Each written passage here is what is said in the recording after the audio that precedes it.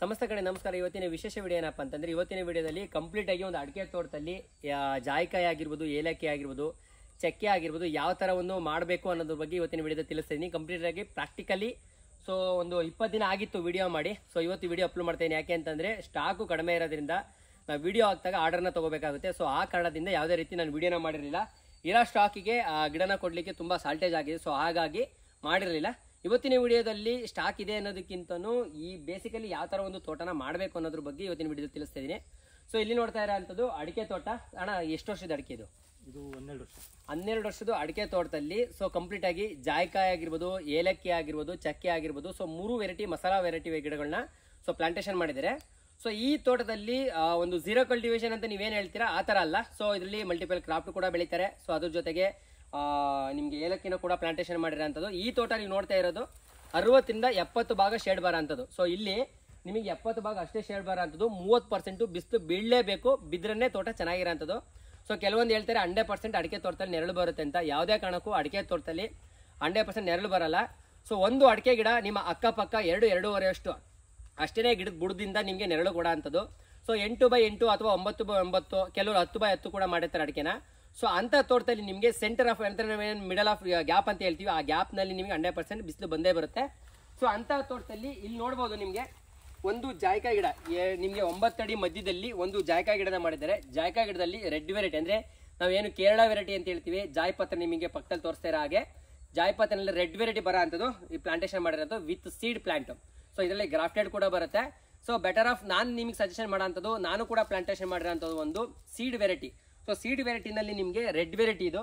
So ಅದು ಬಿಟ್ಟು ಇನ್ನ 2 ಅಡಿಕೆ ಗಿಡದ ಮಧ್ಯೆ ಅಲ್ಲಿಂದ ನೆಕ್ಸ್ಟ್ ಗಿಡಕ್ಕೆ ಇಲ್ಲಿಗೆ 9 ಅಡಿ ಗ್ಯಾಪ್ ಇರೋಂಥದ್ದು. 9 ಅಡಿ ಮಧ್ಯೆ ನಲ್ಯಾಣಿ green gold tissue culturing plant ಮಾಡಿರೋಂಥದ್ದು.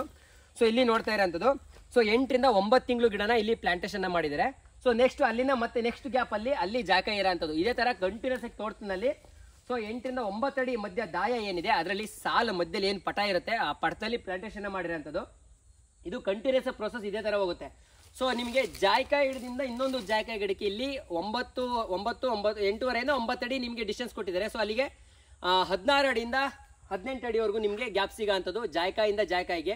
ಸೊ ಅದ್ರ ಮಿಡ್ಡಲ್ಲಿ ಸೊ ಇಲ್ಲಿ ಆರಾಮಾಗಿ 2 ಜಾಯಿಕಾಯಿ ಗಿಡ ನಿಮಗೆ ಡೆವಲಪ್ಮೆಂಟ್ ಆದಾಗ ಸೊ ನಿಮಗೆ ಅಲ್ಲಿ 90% ನಿಮಗೆ ಶೇಡ್ ಬರೋ ಅಂಥದ್ದು. ಅದ್ರ ಮಧ್ಯೆ ನಿಮಗೆ ಏಲಕ್ಕಿ ಗಿಡ ಪ್ಲಾಂಟೇಶನ್ ಮಾಡಿರೋಂಥದ್ದು ಕಂಪ್ಲೀಟ್ ಇದೇ ತರ ಮಾಡಿದ್ದಾರೆ. ಇದರಲ್ಲಿ ಇವ್ರು ಏನ್ ಮಾಡಿದ್ದಾರೆ ಅಂದ್ರೆ ತೋಟದಲ್ಲಿ ಹೆಚ್ಚು ಕಮ್ಮಿ ಇದೊಂದು 12 ರಿಂದ 15 ಸಾಲಿದೆ. ಸೊ ಆ ಸಾಲಲ್ಲಿ ಅರ್ಧ ತೋಟ ಸೊ ನಿಮಗೆ ಜಾಯಿಕಾಯಿನ ಮಾಡಿದ್ದಾರೆ, ಅರ್ಧ ತೋಟ ಚಕ್ಕೆನ ಮಾಡಿದ್ದಾರೆ. ಸೊ ಚಕ್ಕೆ ಗಿಡಕ್ಕೂ ಅಷ್ಟೇ. ಸೊ ಬನ್ನಿ, ಚಕ್ಕೆ ಗಿಡನೂ ಕೂಡ ಅದೇ ತರ. ಸೊ ಮಧ್ಯದಲ್ಲಿ ನಿಮಗೆ ಒಂದು ಗ್ಯಾಪ್ ಏನ್ ಕೊಡ್ತಾರೆ, ಆ ಮಧ್ಯದಲ್ಲಿ ಏಲಕ್ಕಿನ ಪ್ಲಾಂಟೇಶನ್ ಮಾಡಿರೋಂಥದ್ದು. ಆ ಕಡೆ ಈ ಕಡೆ ಸೊ ನಿಮಗೆ ಚಕ್ಕೆ ಗಿಡನ ಪ್ಲಾಂಟೇಶನ್ ಮಾಡಿರೋಂಥದ್ದು. ಸೊ ಇದನ್ನ ಡೈಮಂಡ್ ಶೇಪಲ್ಲೂ ಕೂಡ ಮಾಡ್ಬೋದು. ಸೊ ಯಾವುದೇ ರೀತಿ ನಿಮಗೆ ಪ್ರಾಬ್ಲಮ್ ಕೂಡ ಆಗಲ್ಲ. ಸೊ ಇಲ್ಲಿ ನಿಮಗೆ ಆರಾಮಾಗಿ ಡೈಮಂಡ್ ಶೇಪಲ್ಲೂ ಕೂಡ ಮಾಡ್ಬೋದು. ಆರಾಮಾಗಿ ಇಲ್ಲಿ ನಲ್ಯಾಣಿ ಗ್ರೀನ್ ಸೆಂಟರ್ ಮಾಡಿರೋದ್ರಿಂದ ಗ್ಯಾಪ್ ನಿಮಗೆ ಸಾಕಷ್ಟು ಸಿಗುತ್ತೆ. ಒಂದು ಚಕ್ಕೆ ಮರ ಬಂದು ನಿಮಗೆ ಅತಿಯಾಗಿ ಹೆಮ್ಮರವಾಗಿ ಬೆಳೆಯಲ್ಲ. ಒಂದು ಜಾಯಿಕಾಯಿ ಗಿಡ ಆಗಿರ್ಬೋದು, ಚಕ್ಕೆ ಗಿಡ ಆಗಿರ್ಬೋದು, ಹೆಮ್ಮರವಾಗಿ ಬೆಳೆಯಲ್ಲ. ಸೊ ನೀವೇನು ಪ್ರೋಸೆಸ್ ಅದರಿಂದ ಆದಾಯ ತಗೊಳ್ಳಿಲ್ಲ ಅಂದ್ರೆ ಮಾತ್ರ ಚಕ್ಕೆ ಗಿಡ ಹೆಮ್ಮರ ಆಗಂಥದ್ದು. ಸೊ ಚಕ್ಕೆ ಗಿಡದಲ್ಲಿ ನೀವು ಚಕ್ಕೆ ಎತ್ತಬೇಕಂತಂದ್ರೆ ಮರದ ಕೊಂಬೆಗಳನ್ನ ಕಡಿಬೇಕಾಗುತ್ತೆ. ಸೊ ಅದು ಕೂಡ ಪಕ್ಕದಲ್ಲಿ ವಿಡಿಯೋದಲ್ಲಿ ನಿಮಗೆ ಫೋಟೋ ತೋರಿಸ್ತಾ ಇದೀನಿ, ಯಾವ ತರ ಒಂದು ಬರುತ್ತೆ ಚಕ್ಕೆ ಗಿಡನ ಯಾವ ತರ ಎತ್ತಬೇಕು ಅನ್ನೋದನ್ನು ಕೂಡ ತೋರಿಸ್ತಾ ಇದೀನಿ. ಸೊ ಚಕ್ಕೆ ಗಿಡ ಮರ ಆಗುತ್ತೆ, ಅಡಿಕೆ ತೋಟದೊಳಗಡೆ ಮಾಡಬಾರ್ದು ಅಂತ ಜನ ನೀವು ಏನು ಕ್ವಶನ್ಸ್ ಇರುತ್ತೆ, ಡೌಟ್ಸ್ ಇರುತ್ತೆ, ಆ ಡೌಟ್ಸಿಗೆ ನಿಮಗೆ ಕ್ಲಾರಿಫೈ ಮಾಡಲಿಕ್ಕೆ ಈ ವಿಡಿಯೋ ತಿಳಿಸ್ತಾ ಇರೋಂಥದ್ದು. ಕಂಪ್ಲೀಟ್ ಆಗಿ ನೀವು ಚಕ್ಕೆ ಗಿಡ ಡೆವಲಪ್ಮೆಂಟ್ ಆಗಿರುತ್ತೆ, ಒಂದು 8 ರಿಂದ 10 ಅಡಿ ಬೆಳೆದಿರುತ್ತೆ, ಹಗಲ ಬಂದು ನಿಮ್ಗೆ ಒಂದು 6 ರಿಂದ 7 ಅಡಿ ಕವರ್ ಮಾಡಿರುತ್ತೆ ಅಂತ ಅನ್ಕೊಳ್ಳೋಣ. ಸೊ ಆ ಮರದಲ್ಲಿ ನಿಮಗೆ ಚಕ್ಕೆನ ಎತ್ತಬೇಕು ಅಂದ್ರೆ ಯಾವುದೇ ಕಾರಣಕ್ಕೂ ಲೈವ್ ಅಲ್ಲಿ ಇರೋ ಅಂತ ಮರದಲ್ಲಿ ನಾವು ಚಕ್ಕೆನ ಎತ್ತಲಿಕ್ಕೆ ಬರಲ್ಲ. ಆ ಕೊಂಬೆಗಳನ್ನ ಯಾವುದು ಬಲ್ತಿರೋ ಅಂತ ಕೊಂಬೆಗಳಿರುತ್ತೆ, ಯಾವ ಕೊಂಬೆನಲ್ಲಿ ಅತಿ ಹೆಚ್ಚು ದಾಲ್ಚಿನಿ ಮಗ್ಗು ಬಂದಿರುತ್ತೆ ನಿಮಗೆ, ಆ ಕೊನೆನ ಕಟ್ಕೊಂಡು ಆ ಕೊನೆಯಲ್ಲಿ ಕಡ್ದಿರೋ ಅಂತ ಕೊನೆಯಲ್ಲಿ ಚಕ್ಕೆನ ಎತ್ತುತ್ತಾರೆ. ಯಾವುದು ಮಗ್ಗು ಜಾಸ್ತಿ ಬಂದಿರುತ್ತೆ ಕೊನೆಯಲ್ಲಿ ಅದರಲ್ಲಿ ಮಗು ಕೂಡ ಬಿಡಿಸ್ತಾರೆ. ಅದರಲ್ಲಿ ವೇಸ್ಟ್ ಆಗಂತ ಎಲೆನೂ ಕೂಡ ನಿಮಗೆ ಡಂಪ್ ಮಾಡಿ ಪಲಾವ್ ಎಲೆ ಅಂತೇಳಿ ನಿಮಗೆ ಡಿಸ್ಪ್ಯಾಚ್ ಆಗುತ್ತೆ. 3 ಕೂಡ ವೆರೈಟಿ ಒಂದೇ ಗಿಡದಲ್ಲಿ ನಿಮಗೆ ಸಿಗೋಂಥದ್ದು. ಅದರಲ್ಲೂ ಕೂಡ ಇದು ಶ್ರೀಲಂಕಾ ವೆರೈಟಿ, ಸಿಲೋನ್ ವೆರೈಟಿ ಚಕ್ಕೆ ಗಿಡನ ಇಲ್ಲಿ ಪ್ಲಾಂಟೇಶನ್ ಮಾಡಿರೋಂಥದ್ದು. ಸೊ ಈ ತರ ನಿಮಗೆ ಕೊಂಬೆನ ಕತ್ತರಿಸೋದ್ರಿಂದ ಮರ ಡೆವಲಪ್ಮೆಂಟ್ ಆಗ್ಲಿಕ್ಕೆ ನೀವು ಬಿಡಲ್ಲ. ವರ್ಷದಲ್ಲಿ 2 ಸಲ ನೀವು ಆರಾಮಾಗಿ ಚಕ್ಕೆನ ಎತ್ಬೋದು.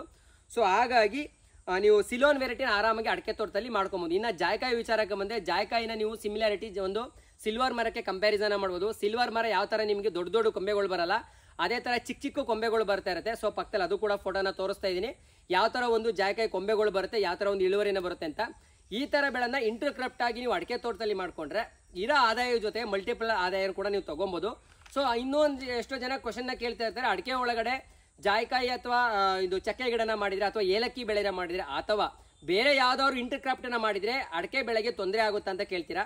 ಸೊ ಇಲ್ಲಿ ತೊಂದರೆ ಆಗುತ್ತೆ ಅನ್ನೋದಕ್ಕಿಂತನೂ ನೀವು ಯಾವ ಬೆಳೆನ ಮಾಡ್ತಾ ಇರ ಅನ್ನೋದು ಇಂಪಾರ್ಟೆಂಟ್ ಆಗುತ್ತೆ. ಸೊ ಇಲ್ಲಿ ನೀವು ಅದಕ್ಕೆ ಅಡಕೆ ಗಿಡಕ್ಕೆ ಒಂದು ಅನುಕೂಲ ಆಗಂತ ಗಿಡಗಳನ್ನ ನೀವು ಮಾಡಿದ್ರೆ ಯಾವುದೇ ಕಾರಣಕ್ಕೂ ತೊಂದರೆ ಆಗಲ್ಲ. ಎಕ್ಸಾಂಪಲ್ ಇವಾಗ ನೀವು ಚಕ್ಕೆ ಗಿಡ ಅಥವಾ ಜಾಯಿಕಾಯಿ ಗಿಡನ ತಗೊಂಡ್ರೆ ಎರಡೂ ಕೂಡ ತಾಯಿ ಬೇರು.